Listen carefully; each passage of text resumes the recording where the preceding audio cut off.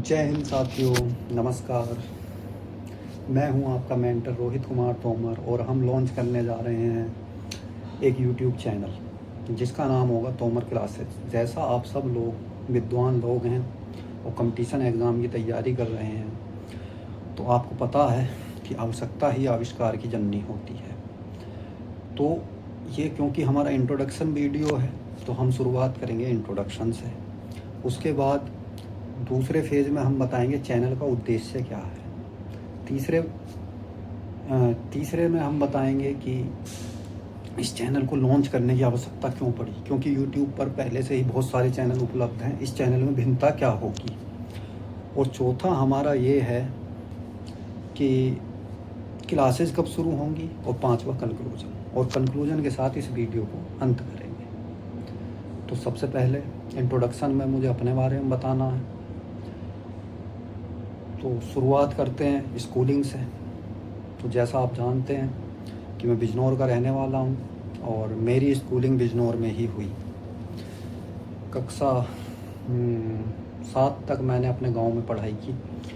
अब मैं आपको शुरुआत से क्यों बता रहा हूं, उसका भी एक उद्देश्य है। इस वीडियो में आपको एक भी शब्द ऐसा नहीं मिलेगा कि जिसका कोई उद्देश्य ना हो।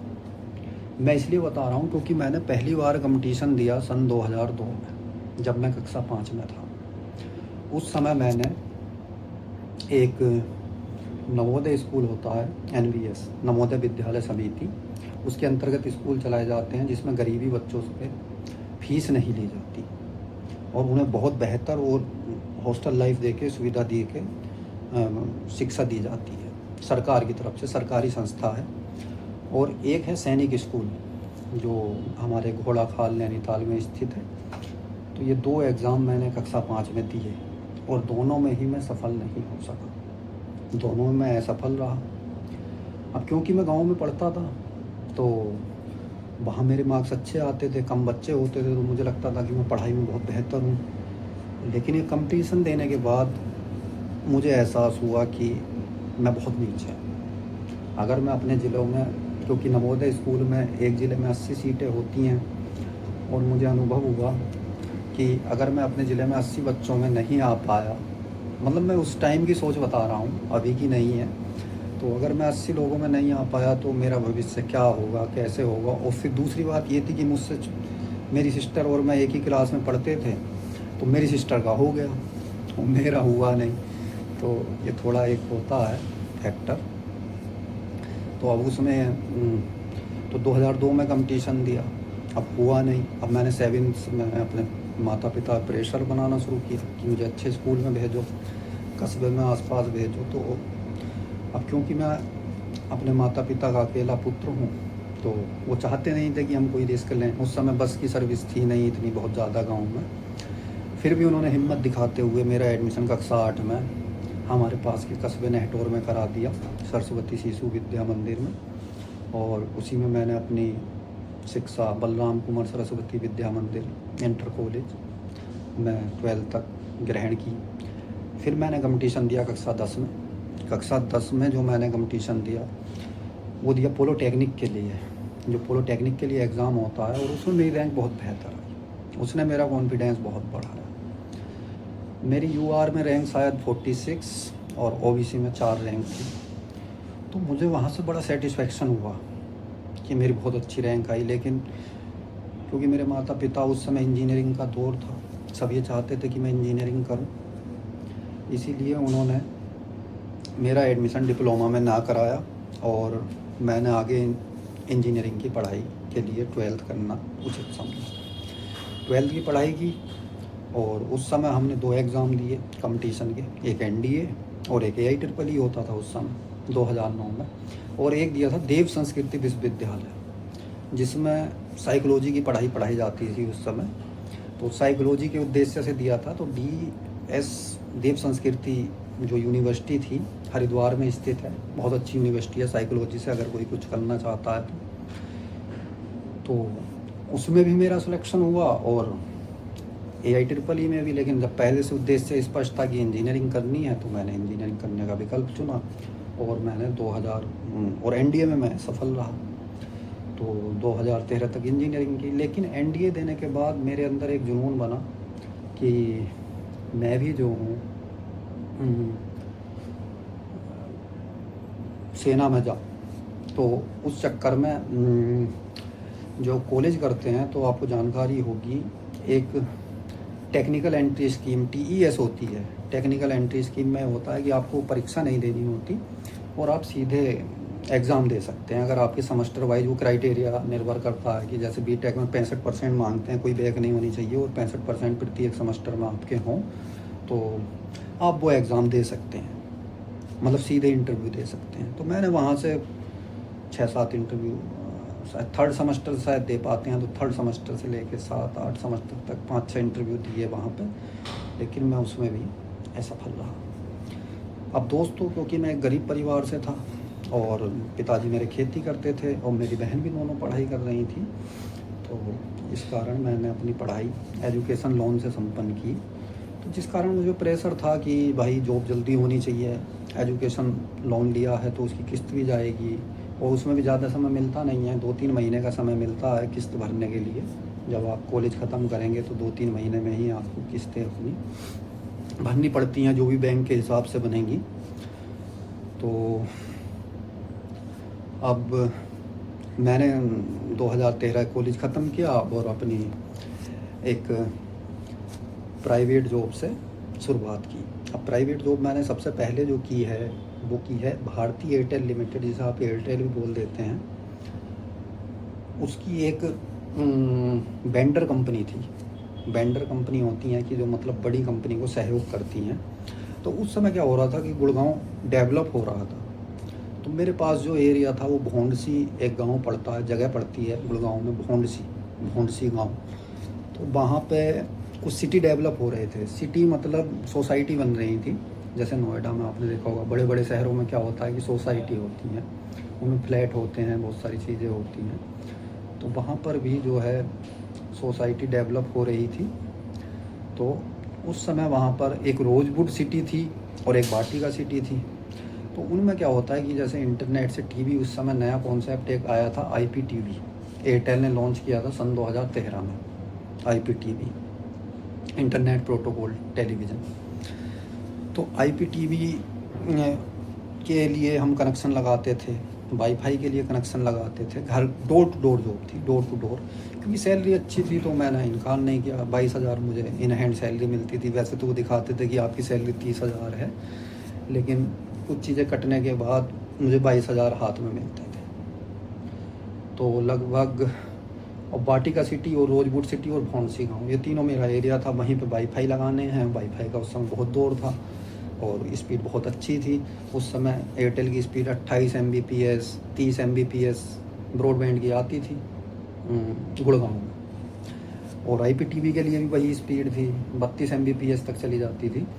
तो काम अच्छा था और डोर टू डोर था और दिन भर होता नहीं था, दिन में 2 या 3 कनेक्शन होते थे। लेकिन मन नहीं लग रहा था, ये लग रहा था कि यार मैंने इंजीनियरिंग की है और इतनी सारी चीज़ें सीखी हैं और मैं क्या कर रहा हूँ। मतलब जाते थे 1.92 करके, मैं पूरा तो नहीं बता सकता यहाँ पे, एक IP एड्रेस होता है और उसे आप डालिए कंप्यूटर में, इंस्टॉल कर दीजिए और फिर वहाँ से, मतलब यही सब काम था नेटवर्किंग का। तो वो मुझे पसंद नहीं आया। अब मैंने जॉब स्विच करने की ठानी तो फिर इंटरव्यू देने शुरू किए। इंटरव्यू दिया तो एक रुद्रपुर जगह पड़ती है उत्तराखंड में। तो रुद्रपुर में पहुंचा तो वहाँ पे एक कंपनी थी पायलट इंडस्ट्रीज लिमिटेड। हालांकि उसमें सैलरी कम थी। उन्होंने मुझे स्टार्टिंग में शायद 10,100 या 10,200 इतने कुछ रुपए दिए और 12 घंटे की नौकरी, 12 घंटे की। और शुरू में उन्होंने बोला पहले महीने में संडे की छुट्टी नहीं मिलेगी। तो अब मेहनत करने की आदत थी, किसान के बेटे थे, तो हमने कहा ठीक है करेंगे। तो जॉब शुरू कर दी वहाँ पर, जॉब शुरू की, काम किया, मज़ा आया। मज़ा क्यों आया? मज़ा इसलिए आया, अब हमें लगता है कि यार क्या है, एक छोटी बैटरी है, लेड एसिड बैटरी है, लेकिन उसकी बहुत सारी प्रक्रिया होती हैं, बहुत मशीनें, बहुत लेबर, बहुत मजदूर, बहुत लोगों को आप मैनेज करते हैं। तो एक बहुत अच्छा अनुभव मिला, मुझे वाकई में बहुत अच्छा अनुभव मिला पायलट इंडस्ट्री से। पैसे नहीं मिले, अनुभव मिला। पैसे भी उन्होंने बढ़ाए, 3 महीने में 13 कर दिए, फिर 6 महीने में 15, और 1 साल में शायद 22-23 हज़ार रुपये मुझे इन हैंड मिलने लगे वहाँ पर। फिर अब मैंने बैटरी का वहाँ से ज्ञान लिया। ज्ञान लेने के बाद आपको पता है कि प्राइवेट सेक्टर की डिमांड होती है कि आप जॉब स्विच करें, तभी आपकी सैलरी बढ़ती है। तो मैंने भी जॉब स्विच करने की ठानी, और साथ में जो मेरा कॉलेज वाला चस्का था वो छूटा नहीं। वो जो मैं एसएसबी दे रहा था वहाँ से भी मैं करता रहा तैयारी। सीडीएस मैंने 1-2 बार निकाला, और वहाँ से एसएसबी दी है प्राइवेट जॉब करते हुए 2015 तक। अब ये चल रहा है 2014। 2013 में मेरी बीटेक कंप्लीट हो गई है ना, IEEE के थ्रू, VIT कॉलेज से, भगवंत इंस्टीट्यूट ऑफ टेक्नोलॉजी से। और 4 साल बीटेक मैंने करी इलेक्ट्रिकल एंड इलेक्ट्रॉनिक्स इंजीनियरिंग में। उसके बाद फिर मैंने एयरटेल में जॉब करी, और वहाँ से एयरटेल क्योंकि टेलीकॉम कंपनी है तो मेरा कैरियर ही स्विच हो गया। मैं फिर बैटरी कंपनी में आया। बैटरी कंपनी में क्या हुआ कि सब कुछ सही चल रहा था, वो कंपनी बंद हो गई, घाटा हुआ बहुत तगड़ा। उसने एक आर्मी का ऑर्डर लिया, इंडियन आर्मी का। आर्मी के लिए बैटरी बनती थी कि आर्मी क्या थी उस समय, सैटेलाइट अपनी लॉन्च करा रही थी इसरो से, तो उसमें लीडर के नाम से हमारी बैटरी आती थी। तो लीडर के नाम से बैटरी आई, आर्मी में गई, वहाँ सैटेलाइट लॉन्च हुआ। बैटरी ने ऊपर जाके काम नहीं किया, क्योंकि स्पेस में बहुत सारी चीज़ें बदलती हैं, एटमॉस्फेरिक प्रेशर अलग होता है, बहुत सारी चीज़ें। मतलब जो उनका लिक्विड था वो जम गया, पता नहीं कैसे बाहर आ गया, तो कंपनी को बहुत घाटा हुआ और कंपनी बंद हो गई। कंपनी के कर्मचारी निकाल दिए। अब फिर हमने इंटरव्यू स्टार्ट किया, जॉब तो करनी थी। अब जॉब करनी थी तो फिर हमारा कैरियर स्विच हुआ। अब आप देखिए, मतलब मैं कितनी बार कैरियर स्विच किया। तो मेरा कैरियर कैसे स्विच हुआ, मेरी जॉब लगी गौतम सोलर, हरिद्वार। गौतम सोलर क्या थी, एक सोलर पैनल बनाने वाली कंपनी, लालटेन वगैरह बनाती थी, सोलर कुकर, ये सब सोलर का उसमें काम था। तो उसमें हम नए थे, लेकिन हाँ ये जानते थे कि प्रोसेस क्या है, ये है। कुछ यूट्यूब से हमने मदद ली उस समय। यूट्यूब उतना डेवलप नहीं था, लेकिन था कि सोलर वोलर जानते थे। और एक जैसे, अच्छा अब मैं आपको बताऊँ कि हम कितनी फेज से गुजरे हैं, कि जैसे हम कॉलेज में गए तो तब चलता था ऑरकुट, फिर जीमेल आया, फिर तभी फेसबुक आ गई 8-9 में, तो फेसबुक पे हम लोग जुड़ गए। तो उसके बाद एक ऐप आई 2012 या 13 में, एग्जैक्ट तो मुझे नहीं मालूम है, लिंक्डइन, LINKEDIN, लिंक्डइन। तो उसमें क्या था कि मतलब सारे प्रोफेशनल जुड़े होते थे। तो मेरी किस्मत इतनी अच्छी रही या गॉड गिफ्टेड रही कि मैंने लिंक्डइन पर अकाउंट बनाया, और मुझे पता भी नहीं था कि मतलब मैं सोलर कंपनी में काम करूँगा। तो एक मैनेजर थी, वो जॉबलेस हो गई थी चाइना में, तो उनसे मेरी चैट होती थी उस समय इंग्लिश में। तो चैट होती थी तो उन्होंने मुझे सोलर के बारे में बहुत सारी चीज़ें बताई, कुछ मेन चीज़ें, और वही चीज़ें मुझसे इंटरव्यू में पूछी गई। तो मेरी जॉब लग गई, और लग गई सीनियर क्वालिटी में इंजीनियर। अब मैं काम तो जानता नहीं था यार, जो हकीकत है उसे तो आप नहीं बता सकते ना। काम जानता नहीं था, सैलरी अच्छी थी, पैकेज अच्छा था, और काम किया था मैंने बैटरी में, और वहाँ मेरी जॉब लग गई सोलर में। तो थोड़ी 1-2 महीना दिक्कत हुई, फिर मैंने मेहनत की वहाँ भी, और काम सीखा, और काम चलने लगा। मतलब काम चलाने लायक मुझ पर काम आ गया वहाँ पे। अब काम चलाने लायक काम आ गया तो जॉब करते रहे। अब 6 महीने हुए वहाँ, तो कुछ प्रोडक्ट में दिक्कत आई, तो कंपनी ने कहा कि यार हम आपके साथ कंटिन्यू नहीं कर सकते। उधर क्या था कि जो CDS का SSB था, मैंने लास्ट अटैम्प्ट मान के दिया कि होगा नहीं होगा, तो मेरा SSB गया बेंगलोर, उसमें भी मैं बाहर हो गया। 2015 की ये बात है, 2015 में। अब जब उसमें बाहर हुआ तो मन टूट गया। मैं कहा यार कब तक ऐसे करेंगे, बहुत ज़्यादा दुख हुआ, मन टूट गया, और बहुत ज़्यादा।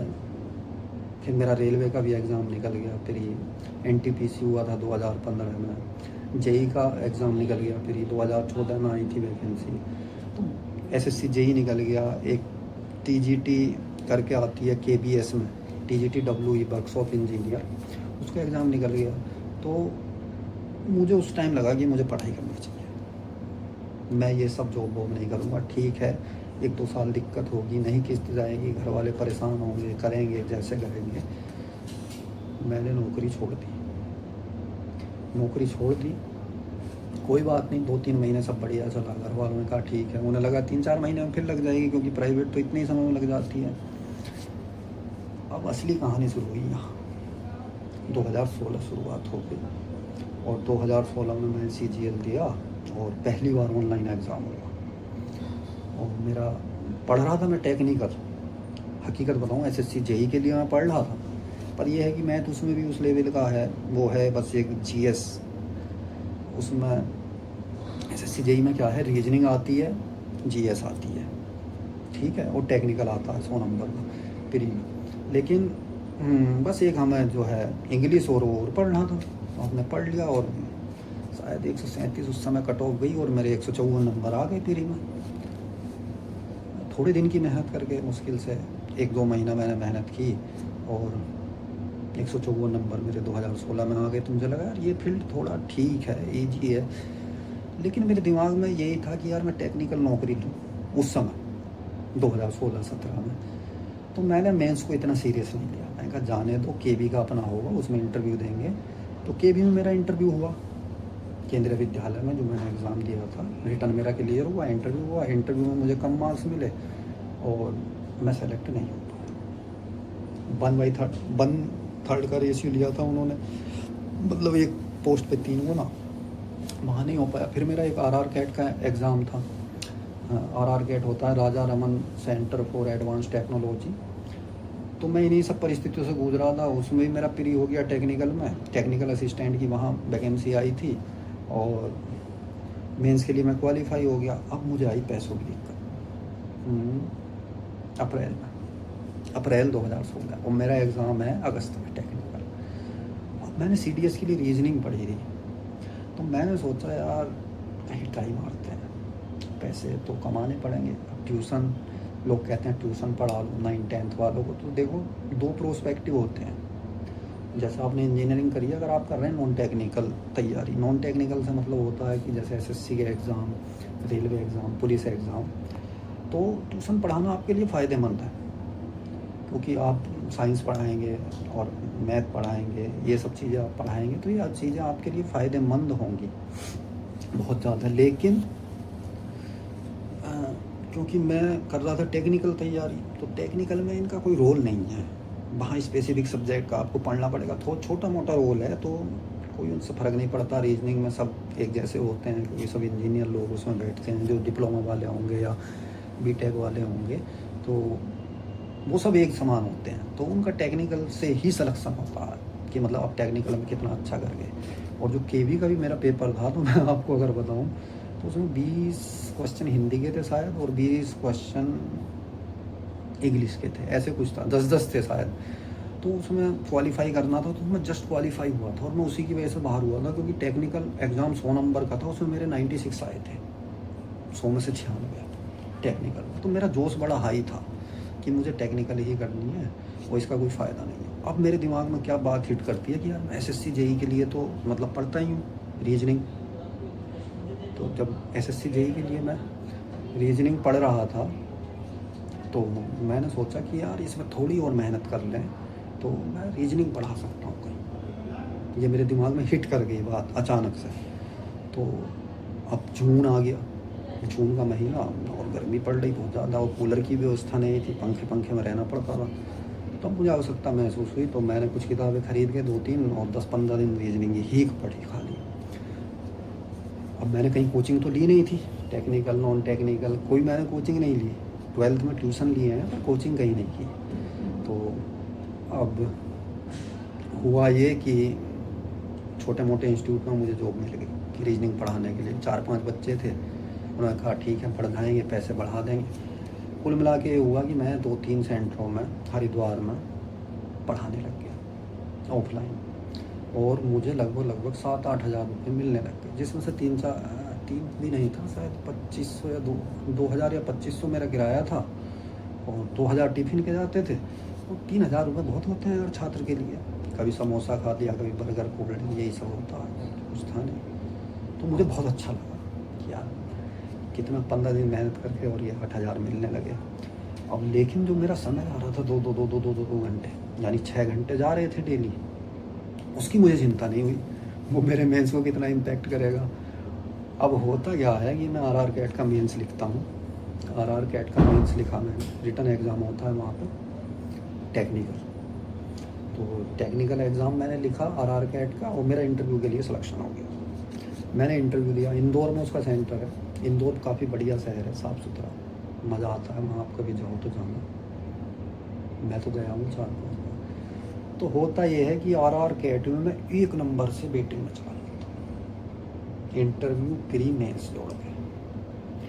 मेरा इतना मन दुखता है, मैंने कहा यार मैं 6 घंटे वहाँ दे दिए, अब और कोई एग्ज़ाम नहीं था।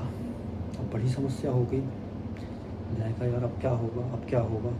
तो फिर मैंने सोचा यार कि ठीक है, अगर मैं सीजीएल में या इधर की तरफ, मैं मतलब उलझन में ही था, रीजनिंग पढ़ा ही रहा था, पढ़ाना मजबूरी थी, पैसे आ रहे थे वहाँ से। तो अब मैं बड़ी उलझन में कि मैं क्या करूँ क्या करूँ। तो मैंने फिर वहाँ पे ये डिसीज़न लिया अपनी लाइफ में कि ठीक है, इंग्लिश मेरी ठीक है क्योंकि सीडीएस के लिए पढ़ी है, जीएस मुझे अच्छी करनी है, और मैथ रीजनिंग अगर मैं पढ़ाने लग जाऊँ कि रीजनिंग मैंने सीख ली, क्योंकि 1-1.5 साल पढ़ा लिया। 1-1.5 साल में आप धीरे धीरे मतलब इतना सीख जाते हो कि एग्ज़ाम में आप, क्योंकि उस समय मेरा लक्ष्य जॉब था, जॉब लेना था। 80-90% मतलब आप कराओगे। 1-1.5 साल अगर आपने पढ़ा लिया कहीं बढ़िया जगह तो 90-95% आप रीजनिंग में स्कोर कर सकते हो, 50 में से 45। इस तरीके से ही मेरा स्कोर आता भी था। अब मैंने कहा ठीक है यार, गणित पढ़ाते हैं, गणित में नंबर कम आते थे। अब मैंने गणित पढ़ाना शुरू किया। शुरू में किसी ने मैच दिया नहीं कि यहाँ तो यार तुम रीजनिंग पढ़ाते थे। तो हमने जगह बदली, हम पहुँच गए देहरादून। देहरादून पहुँचे तो वहाँ पे गणित के लिए डेमो दिया 1-2 सेंटर्स में, और गणित के लिए मेरा चयन हो गया। फिर हमने वहाँ से गणित पढ़ाने की शुरुआत करी, और बहुत अच्छे से पढ़ाया, बहुत बढ़िया पढ़ाया। और फिर वहाँ से मेरा कोचिंग का काम चलने लगा। जब कोचिंग का काम चलने लगा, पैसे ठीक आने लगे, फिर अपना उद्देश्य भूल गए कि हम यहाँ जॉब के लिए आए थे। अब होता क्या है, 2019 में बहुत बच्चे कहते थे कि सर आपका कोई एग्ज़ाम नहीं निकला। तो शायद 2018 में आई थी, हाँ, CNA 1/2018। तो एक वैकेंसी आती है ALP टेक्नीशियन की, 26,000 वैकेंसी इंडियन रेलवे में, और हम भी भर देते हैं। मैं कहा यार सब ठप्पा लेना है बस, क्योंकि उस समय सारे एग्ज़ाम भर रहे थे कि IB का रिटर्न निकाल देंगे, आगे नहीं जाएंगे। क्योंकि एक टीचिंग लाइन में हो जाता है कि इसका पेपर नहीं निकल रहा, इसका नहीं निकल रहा। और एक बहुत बड़े वहाँ टीचर थे तो वो ज़्यादा नाम लेके कहते थे कि जिसका खुद नहीं निकल रहा वो क्या करेगा। तो हमने ALP टेक्नीशियन का दिया, भर दिया फॉर्म, भर दिया, उसका बेंच भी चलाया गणित का, इन चीज़ों का। और उस समय मैं फिर लग गया उसमें, टेक्निकल भी मैंने पढ़ाया, तो मेरा भी सिलेक्शन हुआ और कई लोगों का भी हुआ जो मुझसे पढ़ रहे थे। और फिर होता ये है कि 2020 आ जाता है। 2018 से 2020 तक वहीं मतलब इसी में लगे रहे पढ़ने पढ़ाने में, 2016 से 2020 तक। अब 20 में आता है कोविड में सारे इंस्टीट्यूट हो जाते हैं बंद, और टीचर ऑनलाइन शिफ्ट होने लगते हैं। तो हमारा बस साइको बचा था। उस समय साइको होता है ALP टेक्नीशियन में, साइको एक टेस्ट होता है, मतलब रिजल्ट मेंस का आने के बाद, उसके बाद फाइनल कट ऑफ लगती है। अच्छा, हमने पहली चॉइस भरी थी टेक्नीशियन, तो हमें ये भी डर नहीं था कि उसमें निकाल देंगे। और मार्क्स जो मेरे आए थे मेंस में वो 98 मार्क्स थे 100 में से। और उस समय उससे पहली जो कट ऑफ गई थी मतलब टेक्नीशियन के लिए SNT में, वो गई थी शायद 70 या 72 नंबर। तो मैं बहुत कॉन्फिडेंट था कि मतलब इसमें मेरा हो जाएगा और मैं जॉब करूँगा। उधर क्या था, परिस्थिति ऐसी बन गई कि कोविड आ गया तो कोचिंग सेंटर बंद हो गए, बच्चे आने बंद हो गए, सब अपने घर आ गए, तो पैसे आने बंद हो गए। अब पहले तो मैं गांव में आया, फिर लॉकडाउन खुल गया। फिर ये हुआ कि मतलब जुलाई में मैंने ज्वाइन कर लिया। जुलाई में मेरी ज्वाइनिंग आ गई, जून में ज्वाइनिंग लेटर आ गया उसी का, टेक्नीशियन में ही मेरा हुआ सिग्नल। तो मैंने ज्वाइन कर ली, नौकरी ज्वाइन कर ली। तो मैंने 3 साल रेलवे में काम किया 2023 तक। और रेलवे में काम करते करते मैंने SI की परीक्षा दी, और उत्तर प्रदेश में मैं SI सब इंस्पेक्टर के रूप में आज भी काम कर रहा हूँ, और मैं SI के पद पर चयनित हूँ। तो ये तो हो गया मेरा इंट्रोडक्शन, ठीक है। अब आती है बात चैनल के उद्देश्य की। अब उद्देश्य क्या है चैनल का? चैनल का उद्देश्य है गरीबी मिटाना। अब आप बोलेंगे कैसे सर, आप शिक्षा से कैसे गरीबी मिटा सकते हैं? तो यहाँ बात मैं शिक्षा की नहीं कर रहा हूँ। देखो मेरा क्या है, मुझे कई क्षेत्रों में एक्सपीरियंस है, तो मैं बहुत लोगों से मिला हूँ, बहुत जगह मैंने काम करा है, बहुत सारा मेरा एक्सपीरियंस है। एक तो उसे शेयर करना चाहता हूँ, वो लास्ट में बात करेंगे, लेकिन अभी बात हो रही है उद्देश्य की। तो उद्देश्य पे मैं आपको ये बताना चाहूँगा कि देखिए, गरीब आदमी गरीब क्यों रहता है। मैं चैनल इसे स्टार्ट करने का उद्देश्य ये एग्जैक्ट बता रहा हूँ आपको, जो मेरा है मोटिवेशन। अच्छा, अब आप कहेंगे उद्देश्य के लिए प्रेरणा लेनी पड़ती है। बिल्कुल लेनी पड़ती है कि सर आपने किससे प्रेरणा ली? तो मैं बताऊं भाई, मैंने प्रेरणा ली है खान सर से। यार बहुत अच्छे आदमी, खान जी एस अकेडमी। मुझे उस आदमी ने, मतलब एक होता है ना कि आत्मा छू ली, उस हिसाब का शिक्षक है यार। एक आत्मा छू ली उसने। क्यों? गरीबों के लिए अस्पताल बनाया। अब मैं सोचता हूँ कि गरीब आदमी गरीब है क्यों? तो उसका एक कारण ये है, महंगी पढ़ाई। ठीक है, पढ़ाई में पैसा खर्च करता है, एक शादी में पैसा खर्च करता है गरीब आदमी, और एक करता है शिक्षा में। तो अगर हम शिक्षा फ्री कर देंगे, अस्पताल उन्होंने बना दिया है क्योंकि वो एक बहुत बड़े मुकाम पे पहुंच गए हैं, अगर हम उस मुकाम पे पहुंचे तो हम भी बना देंगे। ठीक है, अगर मैं फिर ये रिपीट कर रहा हूँ, अगर मैं उस मुकाम पे पहुंचता हूँ तो मैं भी एक हॉस्पिटल बना के दूँगा, अगर भगवान चाहता है तो। ठीक है साहब। अच्छा, और दूसरा पॉइंट क्या है? शादी। तो शादी के लिए ये तो मेरी दो प्रायोरिटी है, पहली और दूसरी, शिक्षा और शादी। इसमें मैं क्या करूँगा, अगर मेरा यूट्यूब चैनल जब ग्रो कर जाएगा तो उससे जो इनकम होगी उससे मैं एक बैंक्वेट हॉल बनाऊँगा। उस बैंक्वेट हॉल में क्या रहेगा, जितना EWS का क्राइटेरिया है सरकार की नज़रों में 8 लाख रुपए, उससे कम जिसकी इनकम होगी उसकी बेटी की शादी के लिए वो फ्री रहेगा। और हम कोशिश करेंगे कि किसी बेटी का पिता ब्याज पे पैसे लेके अपनी बेटी की शादी ना करे, दान दहेज ना दे। जितनी मदद हो सकेगी वो हम उस चैनल के पैसों से करेंगे। ये मेरे दो उद्देश्य हैं स्पष्ट। अच्छा सर, पर्सनल देखो ऐसा है कि पर्सनल जो मुझे अचीव करना था कर चुका हूँ। इंजीनियर मुझे बनना था, मेरे माता पिता का सपना था, वो मैंने अचीव कर लिया। गवर्नमेंट जॉब मुझे चाहिए थी, मैंने 2 बार अचीव कर ली। तो पर्सनल मेरी कोई इस चैनल से एक्सपेक्टेशन नहीं है, सामाजिक है। हाँ, ये है मेरा पर्सनल एम है। एम क्या है? एम ये है कि इस चैनल को मैं बंद नहीं करूँगा। जब तक मैं ज़िंदा हूँ इस चैनल पर लगातार वीडियो आएंगी, पूरा इस पर कंटेंट मिलेगा, फ्री मिलेगा, PDF मिलेंगे, फ्री मिलेंगे, टीम हम रखेंगे, फ्री रखेंगे। और मेरा कोई भी शिक्षा का ऐप नहीं आएगा, शिक्षा की किताब नहीं आएगी। आप कहेंगे सर ये क्या बात है, आप पढ़ाएंगे किताब नहीं आएगी? यार देखो, किताब पहले से ही बहुत है बाजार में। हम आए हैं यहाँ किसी से कंपटीशन करने नहीं आए कि ये टीचर अच्छा है, ये टीचर बुरा है। मैं बिल्कुल स्पष्ट बता रहा हूँ। और इस चैनल पर जब तक आप जुड़ेंगे तो मैं ये चाहूँगा कि आप टीचरों की ये बातें शेयर ना करें, उसने आपको ये कह दिया, उसने मुझे ये कह दिया। ये काम टीचर के लिए शोभा नहीं देता, आपस में एक दूसरे को ऊंचा नीचा दिखाना। मैं इस इरादे से यहाँ आया हूँ, जो टीचर एक्सपीरियंस में मुझसे बड़ा है, यानी मुझसे पहले से पढ़ा रहा है, वो मेरा बड़ा भाई है। और जो टीचर मेरे बाद आएगा वो मेरा छोटा भाई है। इसी उद्देश्य के साथ मैं इस चैनल को लॉन्च कर रहा हूँ। ठीक है, तो मेरा किसी से कंपटीशन नहीं है, सबसे पहली बात। दूसरी बात क्या है, ये प्लेटफॉर्म जो है यूट्यूब, ये विचार रखने की स्वतंत्रता है। तो मैं अपने विचार रखूँगा, अपना एक्सपीरियंस रखूँगा। उससे क्या होगा, आप लोगों को जो मदद मिलेगी अपने कैरियर में। अच्छा जी, ये हो गई उद्देश्य की बात। अब आते हैं जी कैरियर की बात कि सर आपने रखा है अपना theme building career building lifes, ये क्यों रखा है? अब मैं बताता हूँ।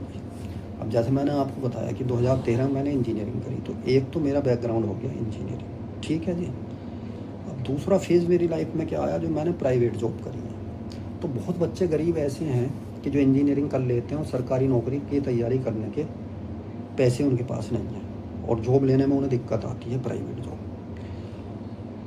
सबसे पहले तो हम गवर्नमेंट जॉब में क्या क्या एम करेंगे, ये भी आप समझ लें। देखो, जो गवर्नमेंट जॉब वाला सेक्शन है, मैंने 2 एग्ज़ाम निकाले हैं सफलतापूर्वक। एक रेलवे जिसमें मैंने जॉब करी है और एक पुलिस। तो मैं 2 ही उसमें पढ़ा हुआ। रेलवे के सारे एग्ज़ाम टेक्निकल, नॉन टेक्निकल, और पुलिस के एग्ज़ाम एसआई और कांस्टेबल। एसएससी अभी हमारा टारगेट नहीं है। अगर फ्यूचर में आप सब लोग जुड़ेंगे, चैनल ग्रो करेगा, आपकी डिमांड होगी, तो हम एसएससी भी ले आएंगे, एयरफोर्स भी ले आएंगे, हमें कोई समस्या नहीं है। लेकिन जो शुरू में हमारे हैं, शुरू में मेरा उद्देश्य ये है कि मैं आपको सिर्फ पढ़ाऊँगा। उसके बाद की लाइफ, उसके पहले की लाइफ, सारी चीज़ें आपको मैं डिलीवर कर सकूँ, जितना मैं जानता हूँ, जितना मेरा एक्सपीरियंस है। क्योंकि यार आप खुद सोचो, 2013 से कितना आ गया, 2026, 13 साल का मुझे एक्सपीरियंस है। मायने रखता है दोस्त, 13 साल का एक्सपीरियंस है। 14 वर्ष में भगवान श्री राम ने 14 वर्ष वनवास काटा, और 14 वर्ष में 2 त्यौहार हमें दे दिए। मैं क्या कह रहा हूँ, मैं अपनी बात फिर से रिपीट करता हूँ। भगवान श्री राम ने 14 वर्ष वनवास काटा, उसमें 2 त्यौहार हमें मनाने के लिए दे दिए। ठीक है, एक दीपावली, एक दशहरा। दशहरा में रावण का वध हुआ, दीपावली में वापस आए। तो मैं 13 साल के एक्सपीरियंस आपको एक सरकारी नौकरी नहीं दे सकता क्या? दे सकता हूँ, 100% दे सकता हूँ। आप सरकारी स्कूल में पढ़े हुए हो तब भी दे सकता हूँ। लेकिन क्या है, बस हमें डिसिप्लिन बना के रखना है। डिसिप्लिन बनाना है, डेली करना है, कंटिन्यूटी रखनी है। बाकी सारी चीज़ें हम बताऊँगा। अब इस चैनल पर सर आप पढ़ाएंगे क्या? तो जी हम पढ़ाएंगे इस पर। देखो, सबसे पहली चीज़ गवर्नमेंट जॉब मैंने बता दिया। पुलिस के बेंच आएंगे और रेलवे के बेंच आएंगे। सिर्फ 2 कोर्स के बेंच आएंगे, पुलिस और रेलवे।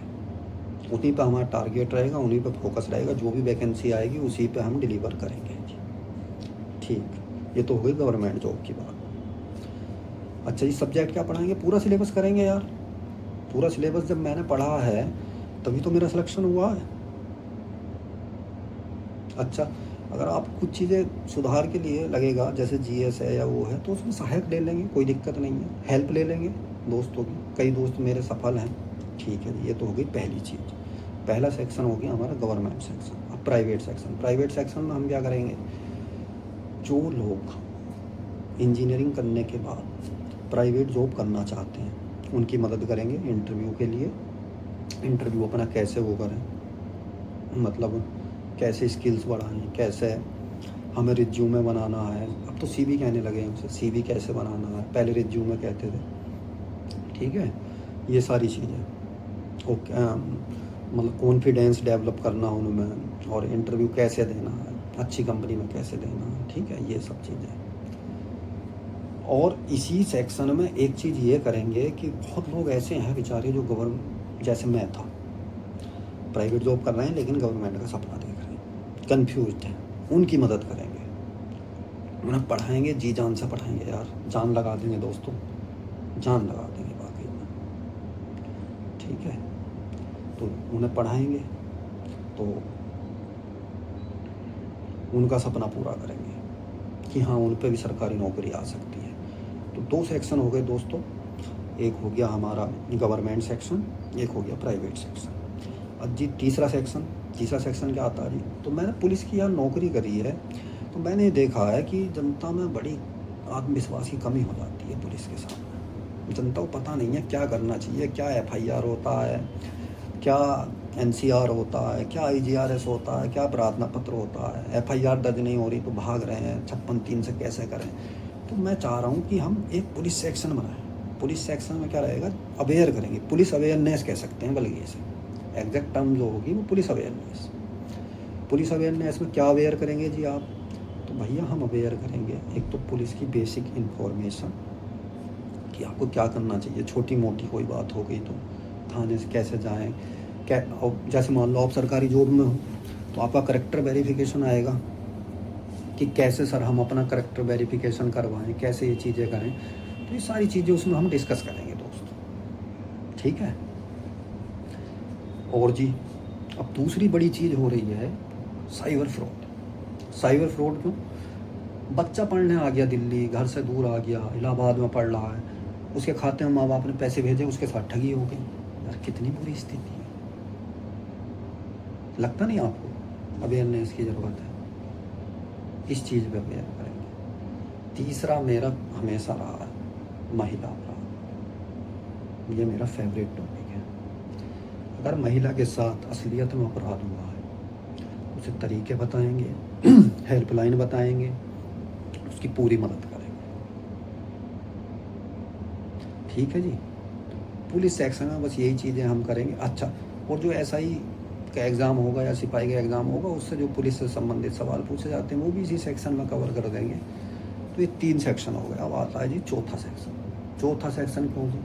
चौथा सेक्शन यूँ जी कि उसमें हम लेंगे लाइव क्वेश्चन आंसर संडे के दिन। अच्छा जी, संडे के दिन लाइव क्वेश्चन आंसर लेंगे। किसके? विद्यार्थियों के। क्या समस्या है, क्या टॉपिक पढ़ना चाहते हो, जहाँ से आप कहोगे वहाँ से शुरुआत करेंगे। यार ये आपका चैनल है, ये मेरा चैनल नहीं है। ये आपका चैनल है, गरीबों का चैनल है, समाज का चैनल है। मेरा कुछ नहीं है। मेरा सिर्फ इतना है कि कतरा कतरा इस खून का, कतरा कतरा इस खून का, कतरा कतरा इस जवानी का, इस चैनल को समर्पित है। बस, इससे ज़्यादा कुछ नहीं। जब तक सांस है मेहनत करते रहेंगे, खूब मेहनत करेंगे, बहुत मेहनत करेंगे। जितनी मैंने जीवन में नहीं करी उतनी करूँगा। ठीक है भाई, अब आगे बढ़ते हैं। तो और क्या करेंगे सर? लाइव क्वेश्चन आंसर करेंगे और करेंगे पॉडकास्ट। अब पॉडकास्ट किनका करेंगे साहब? पॉडकास्ट शुरू में तो देखो हम कोशिश करेंगे कि पुलिस विभाग से जो सेलेक्टेड लोग हैं, जो हमारे साथी हैं, हमारे साथ काम कर रहे हैं, और अन्य विभाग से जैसे JEE में हैं, पटवारी में हैं, बहुत विभागों में मेरे दोस्त हैं। मेरे क्लास में जितने बच्चे थे लगभग बहुत लोगों की नौकरी है, सेना में भी हैं। तो उनको हम बुलाएंगे और जो मतलब गरीब परिवार से, मेरी तरह गरीब परिवार से थे, वो आपको हम्बली बताएंगे कि गरीबी से कैसे निकले हैं वो, कैसे उन्होंने मेहनत करी, कैसे उन्होंने प्लानिंग करी। वो हम एक उनका पॉडकास्ट करेंगे। अच्छा जी, और जो हमारे चैनल से पढ़ के बच्चा सेलेक्ट होगा, जो हमारे चैनल से पढ़ के बच्चा सेलेक्ट होगा, उसका भी पॉडकास्ट करेंगे। क्योंकि लोगों तक बात पहुंचनी चाहिए कि भाई यहाँ से सिलेक्शन हो रहा है, तोमर क्लासेस से सिलेक्शन हो रहा है। बस ये जी इसकी चैनल का सारा उद्देश्य है। भविष्य की बातें बता दी। अब सर क्लास कब से शुरू होगी? देखो अभी क्या है भाई, अभी हमने प्लानिंग करी है, चैनल खोल रहे हैं, हमारे पास स्टूडियो नहीं है, इंस्ट्रूमेंट नहीं है। तो हम चाह रहे हैं कि 15 अगस्त को देश आज़ाद हुआ ना, 15 अगस्त आने वाला है, तो 15 अगस्त से अपने चैनल की शुरुआत करें यार, आज़ादी के साथ। उससे शुभ दिन हो नहीं सकता। सर 15 अगस्त आप वीडियो अभी बना रहे हैं, मैं और भी वीडियो डालूंगा। गवर्नमेंट जॉब में जो फंसे लोग हैं वो कैसे अपना आपको अपडेट करें, इतना तक आप तक सूचना की वीडियो डालूंगा। लेकिन जो क्लास होगी वो होगी भैया 15 अगस्त से। ठीक है जी। अच्छा जी, अब आप पूछेंगे सर क्लास कैसे होगी? तो भैया हम करेंगे 0 to 100। अब 0 क्लास क्या होती है भैया? देखो कोई भी एग्ज़ाम है तो सबसे ज़रूरी है उसका सिलेबस जानना। तो जब हम सिलेबस जानेंगे उसमें 0 क्लास में, वो 1 to 100 यानी 100 क्लास होंगी, और 100 क्लास में आप परफेक्ट बन जाएंगे। अच्छा, क्लास की लेंथ क्या होगी? भैया लेंथ हम डिसाइड नहीं कर सकते। क्लास की लेंथ कोई टीचर अगर डिसाइड कर रहा है ना, तो वो अपना 100% नहीं दे रहा। अब आप कहेंगे सर ये क्या बात है? ये बात ये हुई यार, अब मान लो मैं आपको परसेंटेज पढ़ा रहा हूँ, मुझे क्या पता है आपको कितनी देर में समझ में आएगी? क्या मैं भगवान हूँ? भगवान नहीं हूँ ना। जब आपको समझ में आ जाएगी क्लास ख़त्म हो जाएगी। मैं रेशियो पढ़ा रहा हूँ, रेशियो आपको समझ आ नहीं रहा, मैंने क्लास ख़त्म कर दी, क्या मतलब है ऐसी पढ़ाई का? तो हमारा उद्देश्य ये रहेगा कि जब तक हर बच्चे को समझ में ना आ जाए तो हम वो चलाएं। अच्छा चलो ठीक है, कुछ बच्चे फास्ट हैं, तो देखो भैया यहाँ ज्ञान का भंडार है यूट्यूब पर। आप अपना उद्देश्य स्पष्ट रखो। जैसे हमने शुरू में ही क्या बताया, चैनल का क्या उद्देश्य है। अगर आपका उद्देश्य सरकारी नौकरी लेना, आपको लग रहा है यहाँ स्लो चल रहे हैं, आप दूसरे चैनल से आगे वाली चीज़ें पढ़ लो, हमारी अच्छी लग रही वहाँ से पढ़ लो। ज्ञान बह रहा है यूट्यूब आने से, इतना ज्ञान फैल गया है कि जो चीज़ें पहले बच्चा तरसता था, मैं आपको यार बता रहा हूँ अपने दिनों की बात, 2009 की, AEEE का फॉर्म आना था तो मैं कम से कम 17-18 बार दुकान पर गया 2009 में पता करने की सर फॉर्म आया नहीं आया। ऑफलाइन फॉर्म आता था। देव संस्कृति विश्वविद्यालय हरिद्वार मुझे 7-8 बार जाना पड़ा पता करने, फॉर्म आया नहीं आया। आज तो मोबाइल में सारी चीज़ें हैं, यूट्यूब है, सब कुछ है, वहीं पता लग जाता है, वहीं से फॉर्म भर जाता है ऑनलाइन। तो ऐसा नहीं है, बहुत चीज़ें अपडेट हुई हैं, हम भी बहुत अपडेट के साथ आपको पढ़ाएंगे, आपका समय नष्ट नहीं करेंगे बिल्कुल भी। तो ये हो गई, मेरा इंट्रोडक्शन हो गया। SI में मुझे 3 साल एक्सपीरियंस है, रेलवे में मैंने 3 साल करी है, 2-3 साल मुझे प्राइवेट का एक्सपीरियंस है, 4 साल मैंने पढ़ाया भी है 2016 से 19 तक 20 तक। तो अब यहाँ जो है वापसी कर रहे हैं। सर वापसी क्यों कर रहे हैं यार? वापसी इसलिए कर रहे हैं कि कुछ चीज़ें मुझे लगता है कि यूट्यूब पे मतलब आपसी कंपटीशन में हो रही है। ये चीज़ शिक्षक के लिए गलत है। कंपटीशन हमें नहीं करना, हमें कंपटीशन नहीं करना, हमें दुर्भावना नहीं रखनी। अगर किसी बच्चे को अच्छा लग रहा है कि अभिनय सर बढ़िया पढ़ा रहे हैं, आप उनसे पढ़ो, है ना।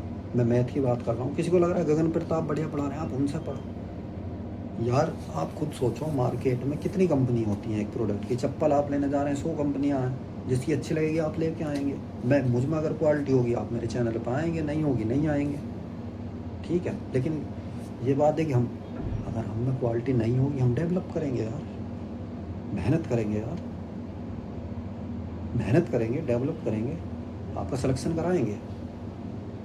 और ये बात मैं क्यों कह रहा हूँ, मैंने प्राइवेट जॉब करते हुए सिलेक्शन लिया है दोस्त, पढ़ाते हुए सिलेक्शन लिया है, उसके बाद SI में सिलेक्शन नौकरी करते हुए लिया है दोस्त। सिलेक्शन मैं लेना जानता हूँ, कैसे आपका सिलेक्शन कराना है वो मेरी गारंटी है, ठीक है। तो अमर क्लासेस पहले चलती थी, मेरा ही बैच था, मेरी कोचिंग थी, तो ऑफलाइन थी। अब नई शुरुआत है, नया ज़माना, नई उमंग, नई तरंग, ऑनलाइन करेंगे, घबराना है नहीं। वीडियो आएंगी सब कोर्सों की, रेलवे की शुरुआत देखो, शुरुआत 2 ही चीज़ों से होगी, रेलवे और पुलिस। उसके बाद क्योंकि अभी मेरा इतना बजट नहीं है कि मैं सब कोर्स एक साथ लॉन्च कर सकूं, ठीक है। पहले आप कंटेंट देखो यार, फ्री में मिल रहा है, देखने में क्या दिक्कत है। टीचर को समझो, आप कहेंगे खोल देंगे, मैं कह रहा हूँ 9, 10, 11, 12 खोल देंगे यार, पढ़ा देंगे ट्यूशन तुम्हें। टेक्निकल बंदे हैं भाई, हम टेक्निकल बंदे हैं, ठीक है, कोई ऐसी वो नहीं है। 9, 10 भी पढ़ा देंगे यार। फिजिक्स पे ही तो पूरी इलेक्ट्रिकल ब्रांच है मेरे दोस्त, वही हमने पढ़ी है, फिर पढ़ा देंगे, उसमें कोई दिक्कत नहीं है। जितने कोर्स आप कहोगे कवर कर देंगे, लेकिन शुरू में 2 रहेंगे, SSC और रेलवे। और GS टीचर देखेंगे जो सपोर्ट हो सकती है, वरना मैं खुद भी पढ़ाऊँगा। खुद नहीं समझ में आएगा या क्योंकि GS मेरा उतना अच्छा नहीं है, तो मैथ रीजनिंग तो परफेक्ट है। मैथ रीजनिंग में आपको टेंशन लेने की ज़रूरत नहीं है। मैथ रीजनिंग ऐसा पढ़ा दूँगा कि रेलवे में और पुलिस में 100% लाओगे। 99 भी नहीं कह रहा मैं, 100%, क्योंकि मेरे खुद आए हैं, ठीक है। मेरे GS में 39 नंबर थे, UPSI 39 GS, लेकिन फिर भी मैं अपनी GS अच्छी नहीं मानता क्योंकि उसमें नेगेटिव मार्किंग नहीं है, तो आ गई। लेकिन फिर भी ये है 70-80% लाने तक है मेरी GS, ऐसा भी नहीं है कि बहुत ख़राब है। हिंदी मेरी ख़राब है, हिंदी मेरी ख़राब है यार। हिंदी में मैं पास था, बस 16 नंबर थे मेरे 40%, तो हिंदी मेरी ख़राब है। अच्छा, हिंदी का टीचर हम ले लेंगे, मिल जाएगा, कोई ऐसी वो नहीं है। एक स्टूडियो बनाएंगे, बढ़िया वीडियो डालेंगे। ये इंट्रोडक्शन वीडियो थी, तो इसी में इतना ही, यही उम्मीद। और भारत माता की जय, जय हिंद।